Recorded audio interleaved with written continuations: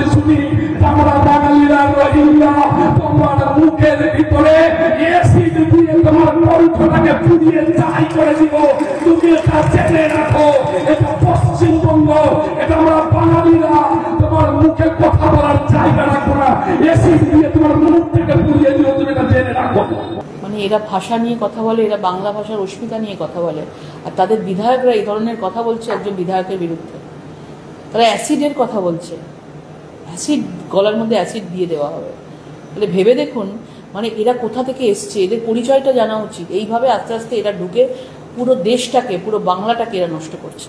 আর মমতা বন্দ্যোপাধ্যায় তুষ্টিকরণ রাজনীতির জন্য এদের সঙ্গে কোনোদিন কিছু বলবে না, কারণ আগামী 2026-এ ভোট আছে, এদের কোনোদিন কোনো শাস্তি হবে না। নমস্কার বন্ধুরা, আমার নাম ধ্রুবজ্যোতি সরকার। তৃণমূল নেতার মুখে তালিবানি ভাষা, শঙ্কর ঘোষের গলায় অ্যাসিড ঢেলে দেওয়ার হুঁশিয়ারি, বিতর্কে তৃণমূল বিধায়ক। বিজেপিকে আক্রমণ করতে গিয়ে ফের বিতর্কে তৃণমূল নেতা। মালতীপুরের তৃণমূল বিধায়ক ও জেলা সভাপতি আব্দুর রহিম বক্সির মন্তব্য ঘিরে রাজনৈতিক মহলে শোরগোল। শনিবার এনায়েতনগরে তৃণমূলের ডাকা প্রতিবাদ সমাবেশে তিনি দাবি করেন, এলাকায় বিজেপি করলে সামাজিক বয়কট করা হবে। শুধু তাই নয়, তিনি বিজেপির পতাকা ছিঁড়ে ফেলার আহ্বান জানান এবং বিজেপি সাংসদকে শারীরিকভাবে আক্রমণের হুমকিও দেন। ওহে বন্ধু বিজেপির বিধায়ক, যদি এর পরে তোমার মুখে যদি এই কথাটা আরেকবার শুনি, আমরা বাঙালিরা বাংলাদেশি, আরেকবার যদি শুনি আমরা বাঙালিরা রোহিঙ্গা, তোমার মুখের ভিতরে এসিড দিয়ে তোমার কণ্ঠটাকে পুড়িয়ে ছাই করে দিব।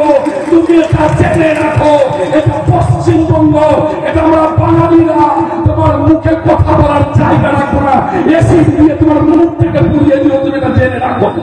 আর এখানকার বিজেপিরা যারা প্রতিবাদ করছে না, এখানকার বিজেপিরা যারা বাঙালি হয়ে বাংলার বাঙালিদের সাথ দিচ্ছে না, এখানকার বিজেপিরা যারা বাংলা ভাষার সম্মান করতে পারছে না, আমি তো অনুরোধ করবো আপনাদের কাছে বন্ধু, যারা এখানে বিজেপি করছে তাদেরকে ভোট থেকে বয়কট করুন, তাদের বাড়ি ঘেরাও করুন, বিজেপির পতাকা ছিঁড়ে ফেলুন, তাদেরকে তাদের কণ্ঠরোধ করে দিন। বিজেপিকে সমর্থন করা যাবে না। যে বিজেপি শাস্তির খুন করে, যে বিজেপি মুকেশ মন্ডল খুন করে, সেই বিজেপিকে কোনো মতো সহ্য করা যাবে না।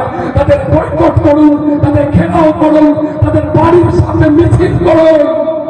বন্ধ বিজেপি সাংসদ পরে যদি এরকমের অগণতান্ত্রিক আন্দোলন করতে দেখেছি বন্ধু, আমাদের গ্রামে ফুটবেলা বলা হয়, ফুটবেলা দেখেছেন? ফুটবেলা বাড়ি পড়বে পিঠে, ধরাম ধরাম করে আওয়াজ হবে বন্ধ।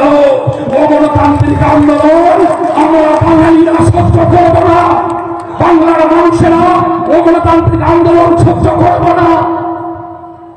বন্ধুরা, ভিডিওটি ভালো লাগলে দয়া করে লাইক শেয়ার করে দেবেন, আমাদের পেজটা ফলো করে নেবেন, আর আপনার মতামত কমেন্ট করে অবশ্যই জানান। ধন্যবাদ।